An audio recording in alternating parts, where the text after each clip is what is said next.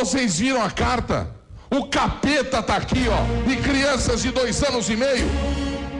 O capeta está aqui, ó, e crianças de 2 anos e meio estão sendo treinadas por esse baralho para realizar magia negra. A maior Lost Media dos últimos tempos finalmente foi encontrada. A guerra entre duas lendas, de um lado pesando quase meia tonelada, um apresentador famoso com um rugido estremecedor. Cassino! Sábado. Gilberto Barros, o leão.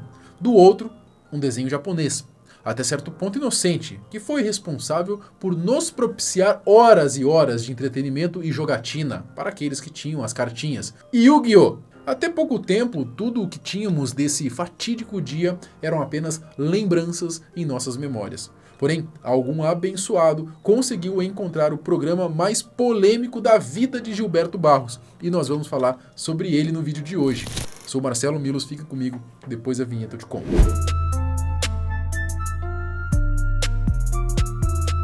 Nos anos 2000, uma rivalidade inesperada tomou conta da televisão brasileira. Gilberto Barros versus Yu-Gi-Oh! Gilberto, conhecido como O Leão, comandava o programa Boa Noite Brasil na Band e era um dos rostos mais populares da TV naquela época. Mas em algum momento ele decidiu declarar uma guerra contra os fãs do desenho japonês, que fazia um sucesso estrondoso entre crianças e adolescentes.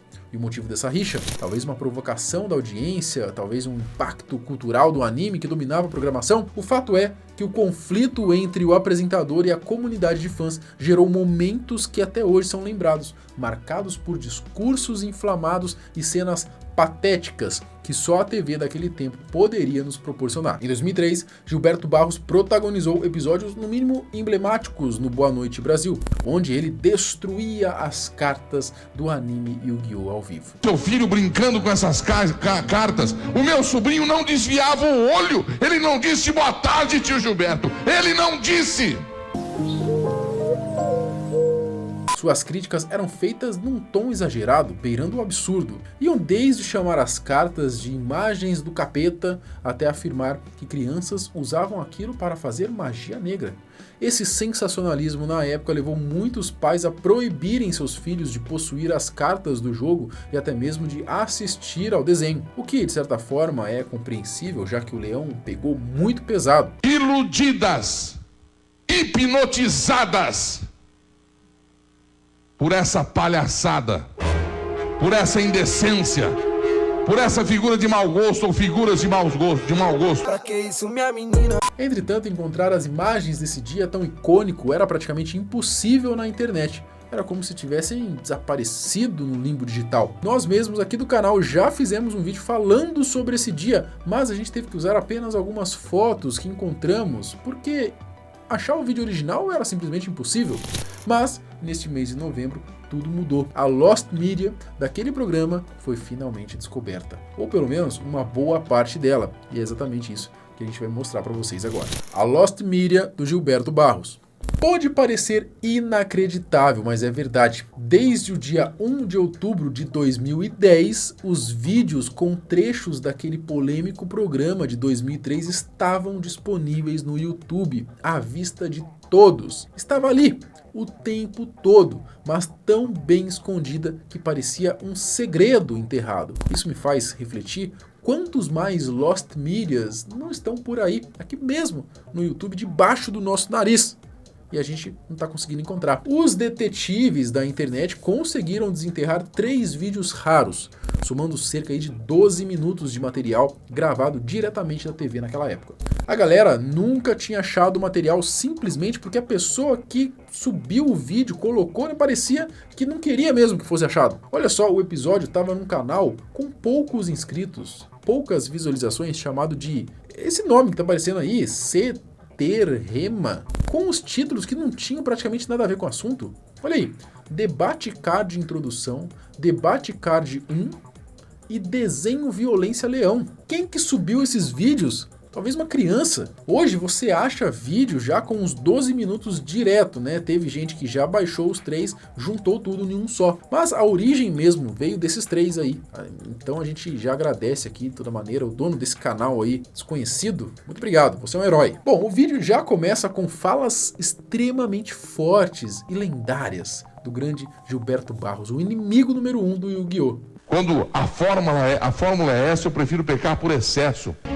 O capeta está aqui, ó, e crianças de 2 anos e meio estão sendo treinadas por esse baralho para realizar magia negra. Pelas falas do apresentador, dá pra gente perceber que esse programa já é meio que uma sequência da polêmica envolvendo as cartas do jogo. Provavelmente ele já tinha falado sobre elas em algum programa anterior. O interessante é que ele ainda disse que faria um programa especial para falar mais ainda sobre as cartas. Então você imagina só a quantidade de audiência que não estava dando falar sobre esse assunto. Gilbertão estava fazendo mais conteúdo com o Yu-Gi-Oh! Do que nós aqui do canal com o caso do Piriri. Era como se o Leão tivesse criado uma verdadeira força-tarefa determinada a erradicar qualquer vestígio de Yu-Gi-Oh! Aqui no Brasil. Eu vou fazer na quinta-feira um programa especial denunciando estas,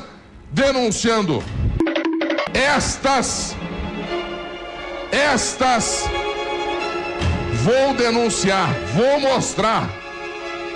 Estou mostrando isso para psicólogos, estão abobados. O homem não mediu esforços, mostrou as cartas afirmando que eram do capiroto, que ensinavam magia negra. Como se não bastasse ainda, alegava conhecer casos de crianças que a partir do momento que começaram a colecionar os cards, tiveram mudanças drásticas de comportamento. Ele até deu um exemplo aí de crianças pequenas que estavam, vejam só, chutando a canela do irmão mais velho.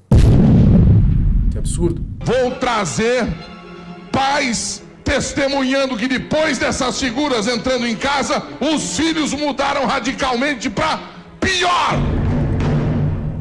Bons alunos se tornando péssimos alunos e achando um barato. Crianças pequenas chutando canela de irmão maior. O Gilberto tinha até um ponto. Realmente tinha criança que ficava meio viciada nas cartinhas, né? Eu mesmo tinha várias. Tenho ainda, tá guardado aqui. Na hora da matéria, né? Vamos ser sinceros aí, que a produção soube produzir um conteúdo sensacionalista da melhor qualidade possível. Os nomes dos monstros as crianças sabem de cor. Dragão preto de olhos vermelhos, dragão amaldiçoado. Mas por trás dessa simples brincadeira, eles aprendem estratégias com vocabulário nada convencional. Quando qualquer carta derrota ela, elas vão pro cemitério. É o jogo do poder. O forte ganha do mais fraco. Fazer dinheiro para um colega comprar porque era mais barato. Aquele que achava que tinha mais que o outro acabavam brigando no pátio. Então, assim, se tornou uma febre nociva à brincadeira. Imagina só uma mãe e um pai vendo isso sem ter nenhuma noção do tanto de mentira que estava sendo contado. A psicóloga do colégio fez uma análise sobre os efeitos do jogo e chegou a uma conclusão. Eles querem sempre buscar mais conquistas, né? A conquista do poder. Na verdade, é uma disputa, é um trabalho que tem que ser bem olhado, inclusive dentro até de valores, né, familiares, como que as pessoas observam isso. Começamos a ligar os fatos, o Gilberto falando de irmãos que nunca havia brigado, irmão menor chutando o maior, saindo no tapa, e começou a falar das figuras que eram demoníacas. A galera do programa foi tão suja que até colocaram a parte onde uma criancinha aí de 4 anos ficava falando: vou te matar, vou matar, vou matar, enfim. Até eu, né, tô começando a achar que essas cartinhas não eram tão inofensivas assim. Vou matar, vou matar.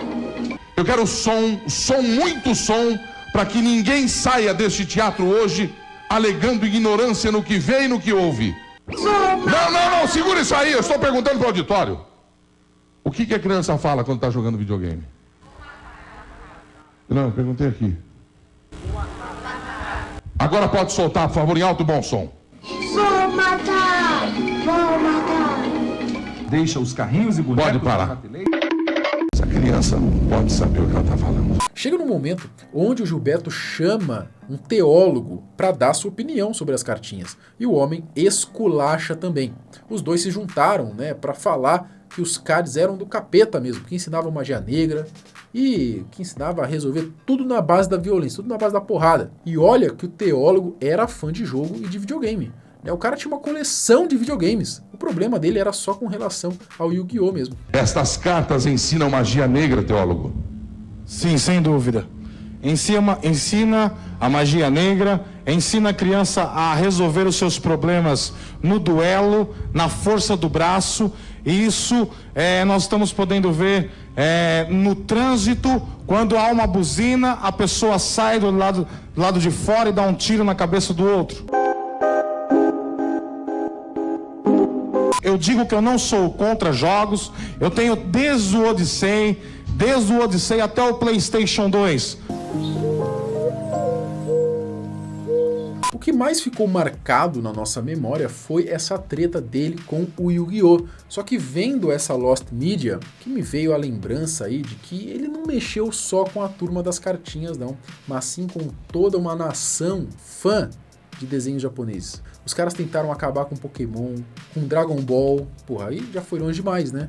As crianças de hoje em dia tão frágeis desse jeito, porque justamente elas não estão mais vendo desenho com porradaria, sangue, igual existia antigamente. A violência dos desenhos japoneses é constante na vida da garotada. Muita luta, ação, heróis que resolvem tudo no filme Dragon Ball superou todas as cenas de violência retratadas pelos criadores da série. Um dos personagens ensina ao outro como matar o próprio pai.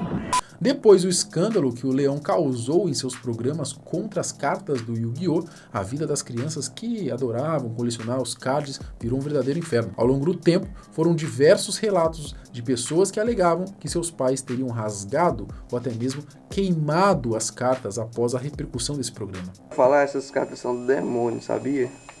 Não comprem isso. Aquela sequência de programas sobre as cartas e animes em geral marcou a minha geração. Quase todo mundo se lembra disso. Com certeza há mais registros daquela sequência por aí, mas esses vídeos já são suficientes para despertar uma nostalgia e ao mesmo tempo ajudar a explicar para os mais novos, como muitos de vocês aí que estão assistindo agora, um pouquinho sobre aqueles tempos turbulentos para os fãs de Yu-Gi-Oh! Anos depois, ele até chegou a comentar um pouquinho sobre isso e admitiu que forçou um pouco a barra mesmo.